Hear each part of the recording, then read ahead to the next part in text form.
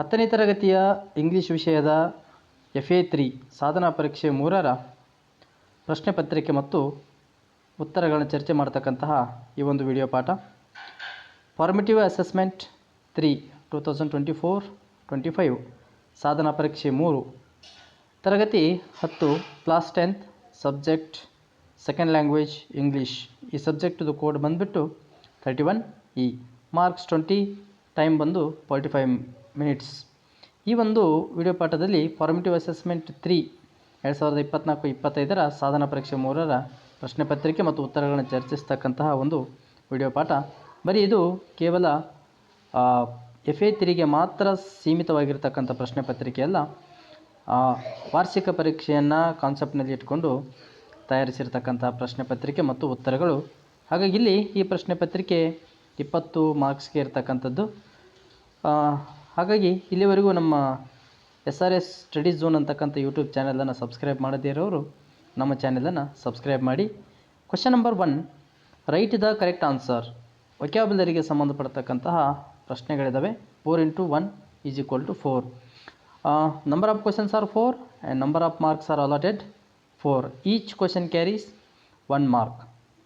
First question, Narendranath was born dash 12th January 1863. Narendranath was born dash 12th January 1863. ಏನು ಮಾಡಬೇಕು ಈ ಪ್ರಶ್ನೆಗೆ ಅಂತಂದರೆ, fill in the blank with correct preposition. ಈ ಒಂದು ಸೆಂಟೆನ್ಸ್ಗೆ ಸರಿಯಾಗಿರ್ತಕ್ಕಂಥ ಪ್ರಿಪೊಸಿಷನನ್ನು ಬಿಟ್ಟ ಸ್ಥಳದಲ್ಲಿ ತುಂಬತಕ್ಕಂಥದ್ದು. ಈ ಒಂದು ಪ್ರಶ್ನೆಗೆ ಸರಿಯಾಗಿರ್ತಕ್ಕಂಥ ಉತ್ತರ, the correct answer is answer on. On ಅಂತಕ್ಕಂಥ ಪ್ರಿಪೊಸಿಷನನ್ನು ಇಲ್ಲಿ ಸೇರಿಸಬೇಕಾಗ್ತದೆ. ಆನ್ ಅಂತಕ್ಕಂಥ ಪ್ರಿಪೊಸಿಷನನ್ನು ಸೇರಿಸಿ ಓದಿದರೆ Narendranath was Born on 12th January 1863. ಬರೀ ಇಸ್ವಿ ಏನಾದರೂ ನಿಮಗೆ ಕೊಟ್ಟಿದ್ದರೆ ನರೇಂದ್ರನಾಥ್ ವಾಸ್ ಬಾರ್ನ್ ಡ್ಯಾಶ್ 1863 ಅಂತ ಇದ್ದರೆ ಆವಾಗ ನೀವು ಆನ್ ತೊಗೋಬಾರ್ದು, ಬದಲಾಗಿ ಇನ್ ತೊಗೋಬೇಕು. ಅವಾಗ ಏನಾಗ್ತದೆ, ನರೇಂದ್ರನಾಥ್ ವಾಸ್ ಬಾರ್ನ್ ಇನ್ 1863. ಇನ್ನೇನಾದರೂ ಪ್ಲೇಸ್ಗಳಿದ್ದು ಅವರ ಜನ್ಮ ಸ್ಥಳವನ್ನು ಕೇಳಿದರೆ ಆವಾಗ ಕೂಡ ನೀವು ಇನ್ನಂತ ಬರೀಬೇಕಾಗ್ತದೆ. ಬಟ್ ಇಲ್ಲಿ ಡೇಟ್ ಸೇರಿಸಿ ಇಸ್ವಿ ಇರೋದರಿಂದ ಆನ್ 12th January 1863 ಆನ್ ಅಂತಕ್ಕಂಥದ್ದು ಸರಿಯಾಗಿರ್ತಕ್ಕಂಥ ಪ್ರಿಪೊಸಿಷನ್. ಸೆಕೆಂಡ್ ಕ್ವೆಶನ್ ನೋಡೋದಾದರೆ ಇಲ್ಲಿ, his uncle is dash honest police officer, fill in the blank with suitable article. ಈ ಒಂದು ಸೆಂಟೆನ್ಸ್ನಲ್ಲಿ ಆನೆಸ್ಟ್ ಅಂತಕ್ಕಂತಹ ಪದದಕ್ಕಿಂತ ಮೊದಲೇ ಬಿಟ್ಟ ಸ್ಥಳ ಇರೋದರಿಂದ ಅಲ್ಲಿ ಆ ಬ್ಲ್ಯಾಂಕ್ನಲ್ಲಿ ನಾವು ಆರ್ಟಿಕಲನ್ನು ಸೇರಿಸಬೇಕು. ಹಾಗಾಗಿ ಇಲ್ಲಿ ಬರ್ತಕ್ಕಂಥ ಆರ್ಟಿಕಲ್ ಏನಂತಂದರೆ, ಇಲ್ಲಿ as per rule, grammatical rule, ವ್ಯಾಕರಣದ ನಿಯಮದ ಪ್ರಕಾರ ಆನೆಸ್ಟ್ ಅಂತಕ್ಕಂತಹ ವರ್ಡ್ ಏನಾದರೂ ಬಂದದ್ದು ಅದಕ್ಕಿಂತ ಮುಂಚೆ ನಾವು ಆ್ಯನ್ ಸೇರಿಸಬೇಕು. ಬಿಕಾಸ್ ಇಲ್ಲಿ ಆನೆಸ್ಟ್ ಅಂತಕ್ಕಂತಹ ವರ್ಡು, ಆ ವರ್ಡ್ದು ಫಸ್ಟ್ ಲೆಟರ್ ಏನಾಗಿದೆ ಅಂತಂದರೆ ಇಲ್ಲಿ ಹೆಚ್ಚಾಗಿದ್ದು, ಬಟ್ ಇಲ್ಲಿ ಸೈಲೆಂಟ್ ಲೆಟರ್ ಆಗಿರೋದ್ರಿಂದ ಹೆಚ್ ಅಂತಕ್ಕಂತಹ ಲೆಟರ್ ನಮಗಿಲ್ಲಿ ಕಾನ್ಸೊನೆಂಟ್ ಇದ್ದರೂ ಕೂಡ ಪ್ರೊನೌನ್ಸ್ ಆ್ಯಸ್ ಎ ವಾವೆಲ್, ಅದು ಸ್ವರಾಕ್ಷರದಂತೆಯೇ ಪ್ರೊನೌನ್ಸಿಯೇಷನ್ ಮಾಡೋದರಿಂದ ಅಲ್ಲಿ ಸಿಂಗ್ಯುಲರ್ ಫಾರ್ಮ್ನಲ್ಲಿರೋದರಿಂದ ಹಾಗಾಗಿ ಆ್ಯನ್ ಅಂತಕ್ಕಂಥ ಆರ್ಟಿಕಲನ್ನು ತೊಗೋಬೇಕು. Question number 3, Smita was brilliant dash lazy, fill in the blank with suitable linker. Linking ವರ್ಡ್ಗಳನ್ನು ಸೇರಿಸಿರಿ ಅಥವಾ ಜಾಯ್ನಿಂಗ್ ವರ್ಡನ್ನು ಸೇರಿಸಿರಿ ಅಂತಕ್ಕಂಥ ಪ್ರಶ್ನೆಯನ್ನು ಸಂಪೂರ್ಣವಾಗಿ ಅರ್ಥ ಮಾಡಿಕೊಂಡ್ರೆ ನಿಮಗೆ ಆನ್ಸರ್ ಆಟೋಮೆಟಿಕಲಿ ಬರ್ತದೆ. Smita was brilliant, Smita brilliant ಏನೂ ಇದ್ದಳು, ಡ್ಯಾಶ್ ಲೇಜಿ, ಬಟ್ ಲೇಜಿ, ಆದರೂ ಲೇಜಿ ಆಗಿರ್ತಾಳೆ ಅಂತಕ್ಕಂಥದ್ದು ಈ ಒಂದು ಕ್ವೆಶನ್ಗೆ ಬರ್ತಕ್ಕಂತಹ answer. Question number 4, Priya dash ಬ್ರ್ಯಾಕೆಟ್ನಲ್ಲಿ B+ ರೈಟ್ ಅಂತ ಇದೆ, a small story today. Priya dash a small story today.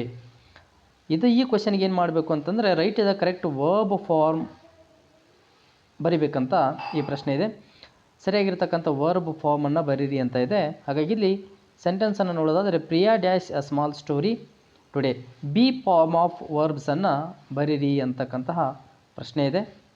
ಹಾಗಾಗಿ ಟುಡೇ ಅಂತ ಇರೋದರಿಂದ ಅದು ಆನ್ಸರ್ ಏನಾಗಿರ್ತದೆ, is writing. Priya is writing a small story today. In case ಏನಾದರೂ ಟುಡೇ ಅಂತ ಇರೋದ್ರ ಬದಲಾಗಿ ಇನ್ ಕೇಸ್ ಸಪೋಸ್ ಏನಾದರೂ ಯಸ್ಟರ್ಡೇ ಅಂತ ಇದ್ದಿದ್ರೆ, Priya dash a small story yesterday ಅಂತ ಇದ್ದರೆ ಇಲ್ಲಿ ಈಸ್ ರೈಟಿಂಗ್ ಬದಲಾಗಿ ವಾಸ್ ರೈಟಿಂಗ್ ಬರ್ತಾ ಇತ್ತು. ಇನ್ನು ಮೇನ್ ಕ್ವೆಶನ್ ನಂಬರ್ 2 ನೋಡೋದಾದರೆ, ಇಲ್ಲಿ answer the following questions in 2 or 3 sentences. ಕೇಳಿಕೊಟ್ಟಿರ್ತಕ್ಕಂಥ ಪ್ರಶ್ನೆಗಳಿಗೆ 2 ಅಥವಾ 3 ವಾಕ್ಯದಲ್ಲಿ ಉತ್ತರ ಬರೀಬೇಕು. 3 ಪ್ರಶ್ನೆಗಳಿದ್ದಾವೆ, 6 ಮಾರ್ಕ್ಸ್, 6 ಮಾರ್ಕ್ಸನ್ನು ಇಲ್ಲಿ ಅಲಾಟ್ ಮಾಡಲಾಗಿದೆ. Question number 6, sub question number 6, life for Hanif in the beginning was never a smooth sail, why was it so ಅಂತಕ್ಕಂಥ ಪ್ರಶ್ನೆಗೆ ಇದು ಸಪ್ಲಿಮೆಂಟ್ ರೀಡಿಂಗ್ದಿಂದ a great martyr ever cherished ಅಂತಕ್ಕಂತಹ ಪಾಠದಿಂದ ಸೆಲೆಕ್ಟ್ ಮಾಡಿರ್ತಕ್ಕಂಥ ಪ್ರಶ್ನೆ ಆಗಿರೋದರಿಂದ ಭಾಳಷ್ಟು ಬಾರಿ ಈ ಎಲ್ಲ ಪರೀಕ್ಷೆಗಳಲ್ಲಿ ಕೇಳಲ್ಪಟ್ಟಿರ್ತಕ್ಕಂತಹ ಪ್ರಶ್ನೆ ಆಗಿರೋದರಿಂದ ಇಂಪಾರ್ಟೆಂಟ್ ಕ್ವಶನ್ ಆಗಿರ್ತದೆ, ನೋಟ್ ಮಾಡ್ಕೋಬೇಕು. ಆನ್ಸರ್, ಈ ಕ್ವಶನ್ಗೆ ಆನ್ಸರ್ ನೋಡೋದಾದ್ರಲ್ಲಿ ಬಿಗಿನಿಂಗ್ ಆಫ್ ದಿ ಲೈಫ್, ಅವರ ಬಾಲ್ಯ ಜೀವನದಿಂದಲೇ ಜೀವನ ಅಷ್ಟೊಂದು ಏನಪ್ಪ ಅಂತಂದರೆ ಸಾಫ್ಟ್ ಆಗಿರ್ತಕ್ಕಂತಹ, ಸ್ಮೂತ್ ಆಗಿರ್ತಕ್ಕಂತಹ ಜೀವನ ಏನಿರಲಿಲ್ಲ, ಕಷ್ಟದ ಜೀವನ, ಹಾರ್ಡ್ಶಿಪ್ ಏನೇನಾಗಿತ್ತು ಅಂತಂದರೆ, Hanif lost his father when he was just 8 years old, 8 ವರ್ಷದವನಿದ್ದಾಗ ತನ್ನ ತಂದೆಯನ್ನು ಕಳ್ಕೊತಾನೆ. His mother a vocal artist was out very often with performance swing, therefore he became a very responsible at a tender age. ಅಂದರೆ ಅವರು ತಂದೆನೇ ಕಳ್ಕೊಂಡಾಗ ಅಷ್ಟು ಜೀವನ ಸುಲಭವಾಗಿರ್ತಕ್ಕಂಥದ್ದು ಇರೋದಿಲ್ಲ. ಅವರ ತಾಯಿ ಒಬ್ಬರು ಆರ್ಟಿಸ್ಟ್ ಆಗಿರ್ತಾರೆ, but out very often with the performance wing, therefore ಹೊರಗಡೆ ಹೋಗ್ಬೇಕಾಗ್ತಿತ್ತು ಮನೆಯನ್ನು ಬಿಟ್ಟು. ಹಾಗಾಗಿ therefore he become a very responsible at a tender age, ಸಣ್ಣ ವಯಸ್ಸಿನಲ್ಲಿ ಭಾಳಷ್ಟು ಜವಾಬ್ದಾರಿಯುತವಾಗಿರತಕ್ಕಂತಹ ಕೆಲಸಗಳನ್ನ ಅಥವಾ ಜವಾಬ್ದಾರಿಯನ್ನು ವಹಿಸಿಕೊಂಡಿರ್ತಕ್ಕಂಥ Hanif. Question number 7, why did Anant's family come to Bombay, Anant ಅವರ ಫ್ಯಾಮಿಲಿ ಬಾಂಬೆಗೆ ಯಾಕೆ ಬಂದರು ಅಂತಕ್ಕಂಥ ಪ್ರಶ್ನೆಗೆ, Anant's family came to Bombay ಯಾಕೆ ಬಂದರು ಅಂತಂದರೆ, with high hopes of miracles of modern science, ಆಧುನಿಕ ವಿಜ್ಞಾನದಲ್ಲಿ ಏನಾದರೂ ಚಮತ್ಕಾರಗಳು ನಡೀಬಹುದು. And Anant will be cure at cancer hospital Bombay, ಬಾಂಬೆನಲ್ಲಿರ್ತಕ್ಕಂಥ ಕ್ಯಾನ್ಸರ್ ಹಾಸ್ಪಿಟಲ್ಗೆ ಬರ್ತಕ್ಕಂಥ ಕಾರಣ ಏನಂತಂದರೆ ಇಲ್ಲಿ ಮಿರಾಕಲ್ಸ್ ಆಫ್ ಮಾಡರ್ನ್ ಸೈನ್ಸ್, ಆಧುನಿಕ ವಿಜ್ಞಾನದಲ್ಲಿ ಏನಾದರೂ ಚಮತ್ಕಾರಗಳು ನಡೀಬಹುದು, ಹಾಗಾಗಿ ಅನಂತನ ಕ್ಯಾನ್ಸರ್ ರೋಗವು ಅಲ್ಲಿ ಕ್ಯೂರ್ ಆಗ್ಬೋದು ಅಂತಕ್ಕಂಥ ಒಂದು ಹೈ ಹೋಪ್ಸಿಂದ ಬಾಂಬೆಗೆ ಬಂದಿರ್ತಾರೆ. Question number 8, write the appearance of Christopher Columbus, Christopher ಕೊಲಂಬಸ್ನ ಒಂದು ಅಪಿಯರೆನ್ಸನ್ನು ಬರೀರಿ ಅಂತಕ್ಕಂಥದ್ದು. ಇದು ಕೂಡ ಭಾಳಷ್ಟು ಬಾರಿ 2 ಮಾರ್ಕ್ಸಿಗೆ ಕೇಳಲ್ಪಟ್ಟಿರ್ತಕ್ಕಂಥ ಪ್ರಶ್ನೆ.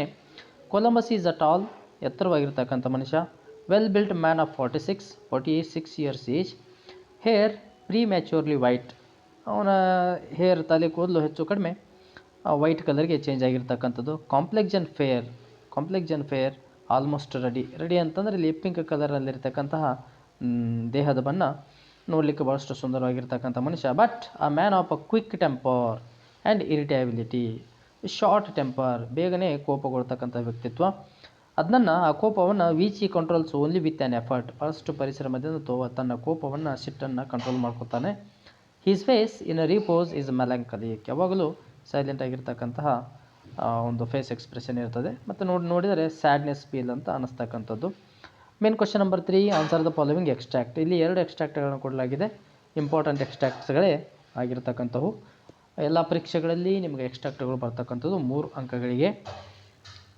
ಇಲ್ಲಿ ಸಬ್ ಕ್ವಶನ್ ನಂಬರ್ 8 ಒಂದು ಎಕ್ಸ್ಟ್ರಾಕ್ಟ್ ನೋಡೋದಾದ್ರಲ್ಲಿ, a walk in the park might you feel better, ಒಂದು ಪಾರ್ಕ್ನಲ್ಲಿ ಸ್ವಲ್ಪ ಹೊತ್ತು ವಾಕ್ ಮಾಡಿದರೆ ನಿಮಗೆ ಸ್ವಲ್ಪ ಫೀಲ್ ಬೆಟರ್ ಅಂತ ಅನಿಸ್ಬೋದು ಅಂತಕ್ಕಂಥ ಮಾತು.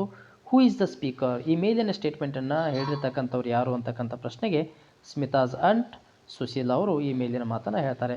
ನೀವು ಆನ್ಸರನ್ನು ಅಂಟ್ ಸುಶೀಲಾ ಅಂತ ಬರೆದ್ರು ಕರೆಕ್ಟ್ ಆಗಿರ್ತದೆ, ಇಲ್ಲ ಸ್ಮಿತಾಸ್ ಅಂಟ್ ಸುಶೀಲಾ ಅಂತಂದ್ರೆ ಬರೆದ್ರು ಕರೆಕ್ಟ್ ಆಗ್ತದೆ, ಇಲ್ಲ ಅನಂತ್ಸ್ ಅಂಟ್ ಸುಶೀಲಾ ಅಂತ ಬರೆದ್ರು ಕೂಡ ಕರೆಕ್ಟ್ ಆಗ್ತದೆ. ಅಟ್ಲೀಸ್ಟ್ ನೀವು ಅಂಟ್ ಸುಶೀಲಾ ಅಂತಾದರೂ ಬರಿಬೇಕು.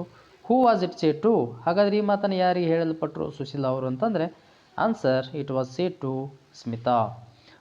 ಕ್ವಶನ್ ನಂಬರ್ ಸಿ ನೋಡೋದಾದರೆ, was Smita felt better in the park, ಹಾಗಾದರೆ ಪಾರ್ಕ್ ಹೋಗಿ ವಾಕ್ ಮಾಡಬೇಕಂತ ಹೋದಾಗ ಅವಳಿಗೆ ಅಲ್ಲಿ ಫೀಲ್ ಬೆಟರ್ ಅಥವಾ ಫೆಲ್ಟ್ ಬೆಟರ್ನೆಸ್ ಅಂತ ಏನಾದರೂ ಅನಿಸ್ತಾ ಅಂತಕ್ಕಂಥ ಪ್ರಶ್ನೆಗೆ no, she didn't feel better in the park, ಯಾಕಂತಂದರೆ ಅವಳ ಮೈಂಡ್ನಲ್ಲಿ ಏನೋ ಒಂದು ಯೋಚನೆ ರನ್ ಆಗ್ತಾ ಇರ್ತದೆ.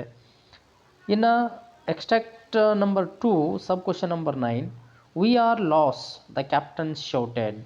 We are lost, the captain shouted. Question A, why was the captain said this?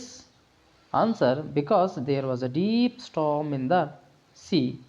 ಯಾಕಂತಂದರೆ ಈ ಮಾತನ್ನು ಯಾಕೆ ಹೇಳ್ತಾರೆ ಅಂತಂದರೆ ಇಲ್ಲಿ ನಾವು ಯಾಕೆ ವಿ ಆರ್ ಲಾಸ್ ಅಂತ ಹೇಳಿದ್ರಿ ಕ್ಯಾಪ್ಟನ್ ಅಂತಂದರೆ ಇಲ್ಲಿ because there was a deep storm in the sea at the midnight, ಮಧ್ಯರಾತ್ರಿಯಲ್ಲಿ ಸಮುದ್ರದಲ್ಲಿ ಪ್ರಯಾಣಿಸುವಾಗ ಅತಿ ವೇಗವಾಗಿ ಬೀಸ್ತಕ್ಕಂತಹ ಸ್ಟಾರ್ಮ್ಗೆ ಅವರ ಶಿಪ್ಪು ಇನ್ನೇನು ಮುರಿದೇ ಹೋಗಿಬಿಡ್ತೈತೆ ಅಥವಾ ಮುಳುಗೋಗಿ ಬಿಡ್ತಕ್ಕಂತಹ ಭಯದಿಂದ ಕ್ಯಾಪ್ಟನ್ನೇ ಈ ಮಾತನ್ನು ಹೇಳ್ತಾರೆ. To whom was it said, ಹಾಗಾದರೆ ಈ ಮಾತನ್ನು ಯಾರಿಗೆ ಹೇಳಿದರು? ವಿ ಆರ್ ಲಾಸ್ ಅಂತಂದು ಹೇಳಿಬಿಟ್ಟು ಯಾರಿಗೆ ಹೇಳಿದೆ ಅಂತಂದರೆ ಇಲ್ಲಿ it was said to the sailors. ಅಲ್ಲಿರ್ತಕ್ಕಂಥ ಅದರ್ ಸೇಲರ್ಸ್ಗೆ ಅಥವಾ ಸೀಮೆನ್ಗೆ ಈ ಮಾತನ್ನು ಹೇಳ್ತಾನೆ. This line is taken from the poem. ಹಾಗಾದರೆ ಈ ಪದ್ಯವನ್ನು ಈ ಒಂದು ಲೈನನ್ನು ಯಾವ ಪದ್ಯದಿಂದ ಆಯ್ಕೆ ಮಾಡಿಕೊಳ್ಳಲಾಗಿದೆ ಅಂತಂದರೆ, this line is taken from the poem the ballad of the tempest. ಇನ್ನು main question number 4, answer the following questions in 8 to 10 sentences. 4 into 1 is equal to 4. ಇಲ್ಲಿ ಏನು ಪ್ರಶ್ನೆ ಏನಿದೆ ಅಂತಂದರೆ, ಇಲ್ಲಿ right the summary of the poem jazz poem 2. ಈ ಒಂದು 4 ಅಂಕಗಳಿಗೆ ಎಷ್ಟು ಬೇಕು ಸಮರಿಯನ್ನು ಎಷ್ಟು ಬರೆದರೆ 4 ಮಾರ್ಕ್ಸ್ ಬರ್ತವಂತಕ್ಕಂಥದ್ದನ್ನು ಕ್ಯಾಲ್ಕುಲೇಷನ್ ಮಾಡಿ ಲೆಕ್ಕಾಚಾರ ಮಾಡಿ ನಾವಿಲ್ಲಿ ನಿಮಗೆ ಸಮರಿಯನ್ನು ಶಾರ್ಟ್ ಆಗಿರ್ತಕ್ಕಂಥ ರೀತಿಯಲ್ಲಿ ರೆಡಿ ಮಾಡಲ್ಪಟ್ಟಿರ್ತಕ್ಕಂಥದ್ದು. ಹಾಗಾಗಿ ಆ್ಯನ್ಯುವಲ್ ಎಕ್ಸಾಮ್ನಲ್ಲಿ ವೆರಿ ಇಂಪಾರ್ಟೆಂಟ್ ಪ್ರಶ್ನೆ ಆಗಿರೋದರಿಂದ ನೀವು ಈ ಒಂದು ಸಮರಿಯನ್ನು ಪ್ರಿಪೇರ್ ಮಾಡಲೇಬೇಕಾಗ್ತದೆ. ಹಾಗಾದರೆ ಆನ್ಸರ್ ನೋಡೋದಾದರೆ ಇಲ್ಲಿ the poem jazz poem 2 is written by Carl Wendell Hines junior. In this poem an old jazz musician is standing like a black ancient mariner. ಇಲ್ಲಿ ಓಲ್ಡ್ ಜಾಜ್ ಪ್ಲೇಯರನ್ನು S.T. ಕಾಲ್ಡ್ರಿಜ್ ಅವರು ಬರೆದಿರ್ತಕ್ಕಂತಹ the rhyme of ancient mariner ಅಂತಕ್ಕಂತಹ ಆ ಪದ್ಯದಲ್ಲಿ ಬರ್ತಕ್ಕಂತಹ ಒಬ್ಬ black ಎನಿಸೆಂಟ್ ಮರಿನರ್ಗೆ ಇಲ್ಲಿ ಈ ಜಾಜ್ ಪೊಯಮ್ 2ನಲ್ಲಿ ಇರತಕ್ಕಂತಹ ಜಾಜ್ ಪ್ಲೇಯರ್ಗೆ ಕಂಪೇರ್ ಮಾಡಲಾಗ್ತದೆ, ಹೋಲಿಕೆಯನ್ನು ಮಾಡಲಾಗ್ತದೆ. ಹಾಗಾಗಿ ಜಾಜ್ ಪ್ಲೇಯರನ್ನು ಯಾರಿಗೆ ಕಂಪೇರ್ ಮಾಡಲಾಯಿತು ಅಂತಂದರೆ ಇಲ್ಲಿ ಅನಿಸೆಂಟ್ ಮರಿನರ್ಗೆ ಕಂಪೇರ್ ಮಾಡಲಾಗ್ತದೆ. His old face is wrinkled and weary. His padded blue shirt has turned dark with sweat. His stomach is hanging loosely. His jacket is torn out, and his necktie is undone and dropping loosely over the jacket. His shoes are torn and are stuffed with paper to cover the holes. His rough, unshaven face shows pain. He stands alone, head down, eyes closed and ears perked. And old alto saxophone, ಇಲ್ಲಿ ಬರೀ saxophone ಅಂತ ತೊಗೊಂಡಿವಿ, Alto saxophone ಅಂತ ಬರೆದ್ರು ಕೂಡ ಕರೆಕ್ಟೇ. And old alto saxophone hangs across his chest supported from his neck by a wire coat hanger. He gently lifts the saxophone to the parted lips. But once he starts playing music, he is no longer a black man, but a bird, which gathers his wings and flies high and higher. He seems to be spreading the message of God through his music ಅಂತಕ್ಕಂತಹ ಈ ಒಂದು ಪ್ರಶ್ನೆಗೆ 4 ಅಂಕಗಳು. ಇಷ್ಟನ್ನು ನೀವು ಬರೆದರೆ total ಆಗಿರ್ತಕ್ಕಂತಹ ಪದ್ಯವನ್ನೇ cover-up ಮಾಡಿರೋ ಹಾಗೆ ಆಗ್ತದೆ.